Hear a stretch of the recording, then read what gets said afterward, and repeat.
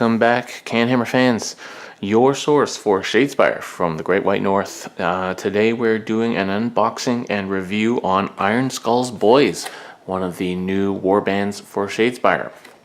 I just received this the other day along with my Sepulchral Guard, and we're going to check it out. So pretty excited about these guys.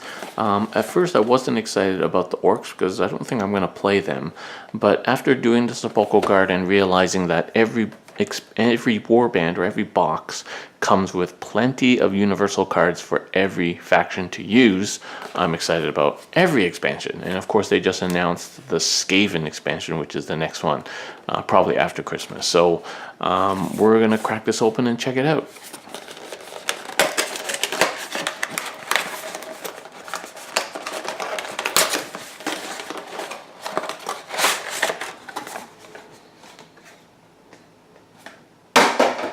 Alright, so similar to the other one, it's in this box with the cards at the bottom and the sprues on top.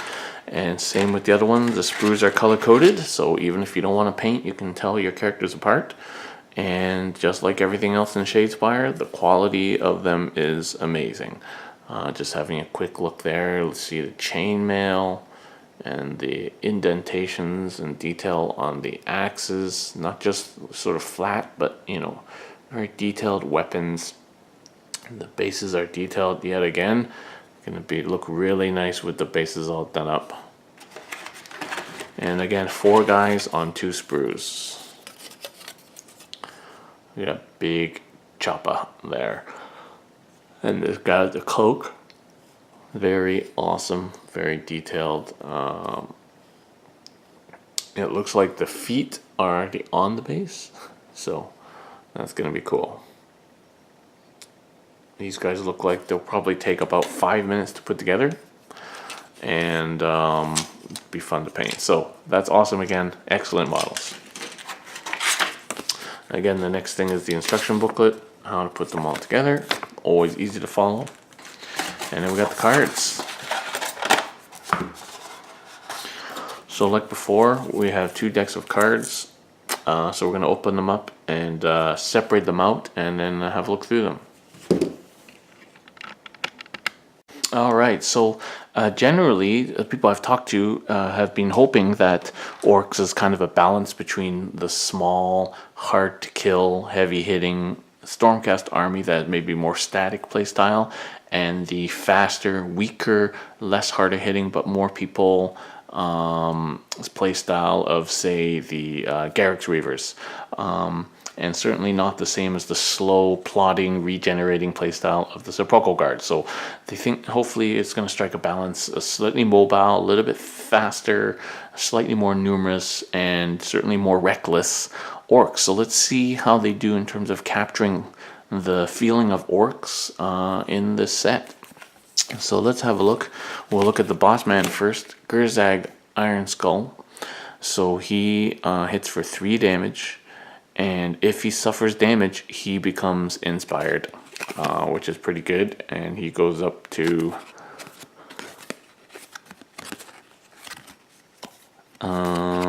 yeah, so the only thing that happens when he becomes inspired, looks like, is that he gains Boss Choppa's reroll 1 dice when this fighter makes an attack. So that's pretty cool. He has 5 wounds, so he's the hardest to kill character we've seen so far in Shadespire. So there he is, Gurzag Ironskull. So that's certainly a little bit of fluffiness for the orcs there. He's very tough, and if he takes any damage, he becomes inspired and can reroll dice. That's cool. Next we have Haka, and Haka is a guy here with 2 axes, and he only hits for 1 damage. I guess they all inspire when they take any damage, so that's the orc thing. And he has 4 wounds, and if you roll at least 1 crit, it has cleave. So he doesn't do a lot of damage, but he cleaves. And then when he becomes inspired, he rolls an extra dice, does an extra damage, and so that's Haka. Next we have Bone Cutter, which is the guy with the big overhead axe. Bone Cutter does 2 damage. He has 4 health, the same inspiration condition, and when becomes inspired, he does an extra damage, and that's it. So pretty straightforward. He just takes the damage, then he does an extra damage. So there we go. And Basha does only 1 damage. He has 4, and on a critical hit, he has a knockback. And when he becomes inspired, he does an extra damage and rolls an extra dice. So overall, obviously, it's going to take a lot of damage to go through these 4 guys. They have a total of 17 health between all 4. They still have a shield defense, so they're slightly harder to kill than the Khorne guys. They have a medium speed, like same as the Stormcast. And there's 4 of them instead of 3 guys. They don't hit very hard. Ironskull hits for 3, but everyone else just hits for 1 or 2. They do inspire pretty easily, and then at least a couple of them gain damage. So generally, not as thematic as I was hoping, but still going to be tough to get through these guys, and they do their damage and inspire very easily. So let's see what's in the rest of these cards here. We're going to look at all the Ironskull specific ones first. So these are the objectives. Hard as iron. Score this in the end phase if none of your fighters are out of action. So it's obviously very scoreable for maybe the first turn, round or 2 for sure. And that's 3 glory points. Biggest and the best. Score this in the end phase if your leader took an enemy fighter out. Call of the Wa. Score this immediately if 3 or more of your fighters made a charge action. Dead Cunnin. Score this immediately if a friendly fighter has 2 or more supporting fighters than their target. Interesting. There's More of Us. Score this in the end phase if you have more fighters than your opponent. Obviously, that would be good against certain opponents. Get the Boss. Score in the end phase if your warband took an enemy leader out of action. Good scrap. Score this in an end phase if 3 or more fighters were taken out of action in the preceding action phase.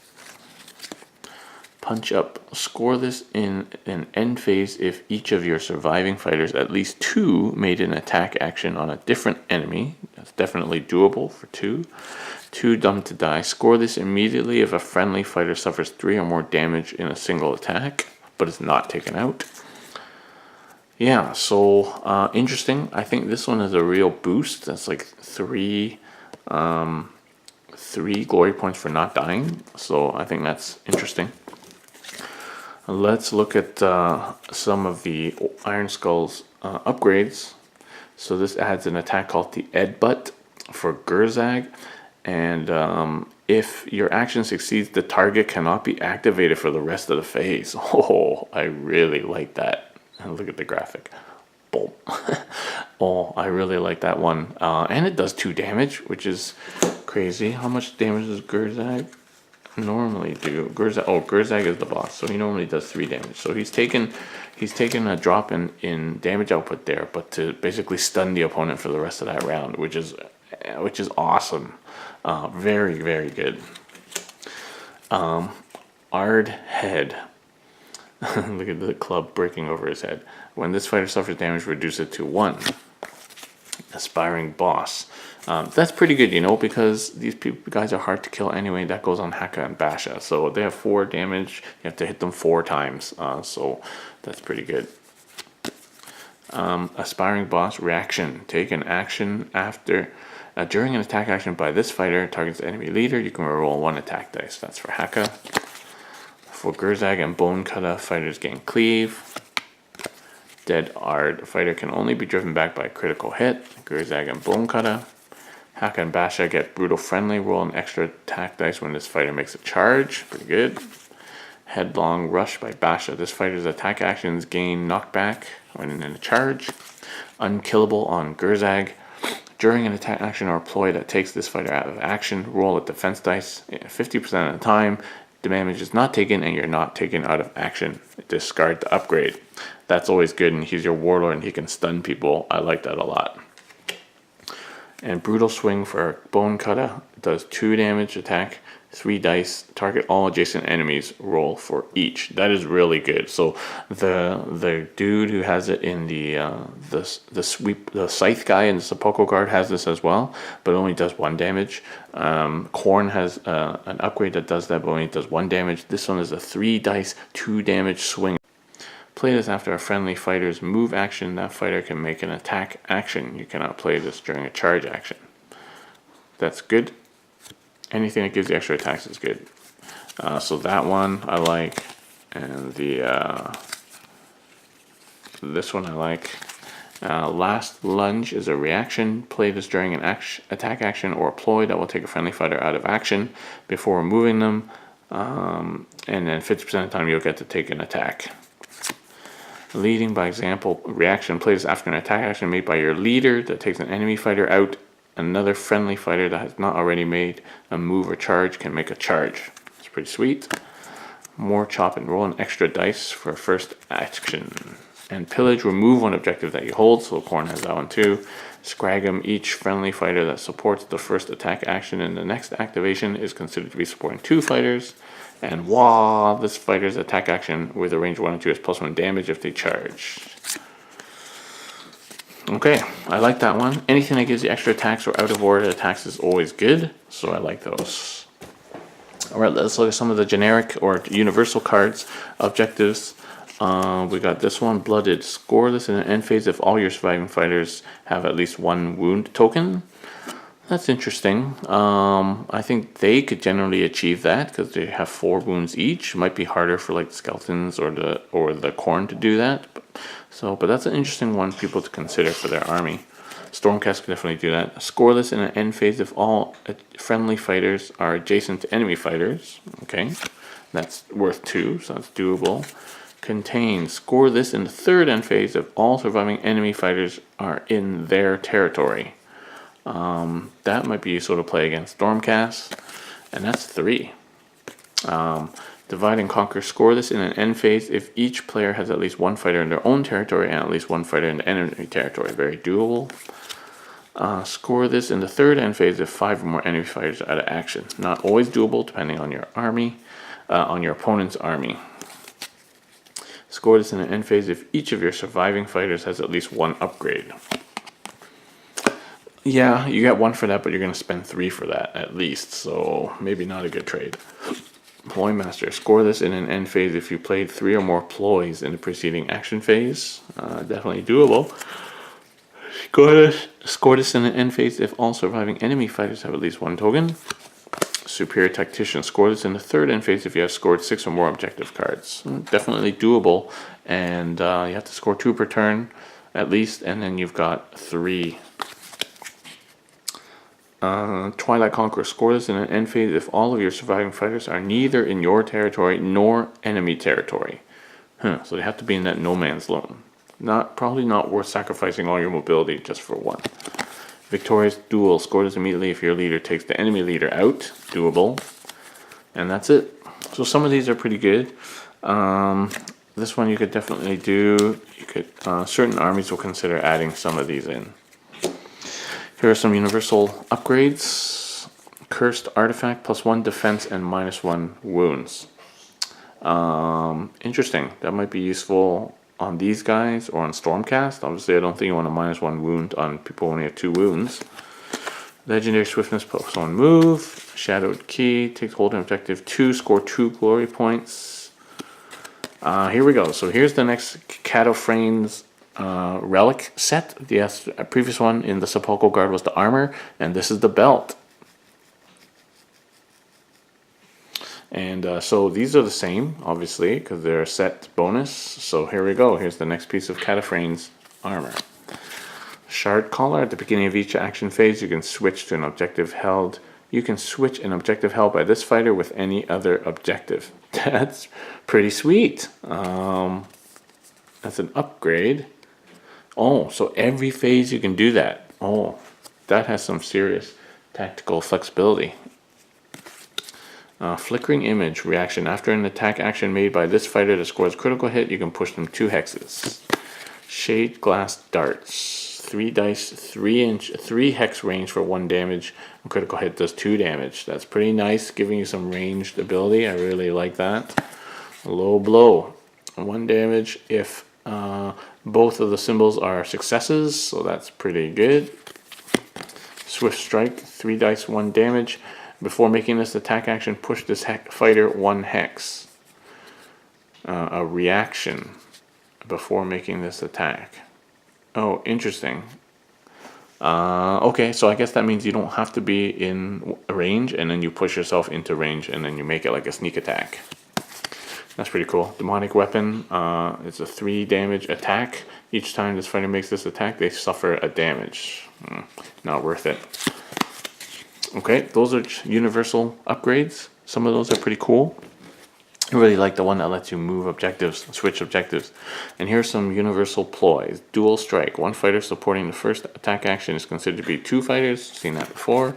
Parry. The first time one of your fighters is targeted in the next activation, roll an extra defense dice. See, I'm always wondering, it says, the first time one of your fighters is targeted in the next activation. Well, the fighter will be only targeted 1 time per activation because it's just 1 move. I guess unless the person has some kind of card that lets them attack twice or something, but it seems like redundant English, but maybe it's actually very good rules writing. I don't know. Roll an extra defense dice. Ignore one of when counting your successes, ignore 1 of the defense dice. Okay, so you get to roll extra and pick 1. Daylight Robbery. Roll an attack dice. If you roll a hammer or a crit, take 1 of your opponent's unspent glory points. I like that. So hammer is, I think there's 2 hammers. Yep, 2 hammers. So you got 1/3 chance. No, 50% chance of stealing a glory point. I really like that. That's awesome. Choose an enemy fighter and push them a hex. Shifting Shards. Move an unheld objective 1 hex. You cannot move it into a hex that already contains an objective. Pretty sweet. Duel of Wits. Play this when an opponent plays a ploy. Draw 2 power cards. Anything that lets you draw cards is awesome. Cruel Taunt. Choose an enemy fighter and roll an attack dice. On a roll of this, so 50% of the time, they're no longer inspired and cannot be inspired this game. Interesting. Reggie, here he comes. Okay, on your feet. Play this during an attack action that would take a friendly fighter out of action. When there is a friendly fighter adjacent to them, roll a dice, so 50% of the time, they don't suffer action and not taken out of action. Awesome. Anticipation. Play this card after the final activation in an action phase. Name an objective card. If an opponent scores that objective in the end, score a glory point. Okay, so you can often tell if your opponent needs to hold an objective because they move on to it. Generally, that's kind of what's been happening. So you can play this in anticipation, just so you can get that point. That's pretty cool.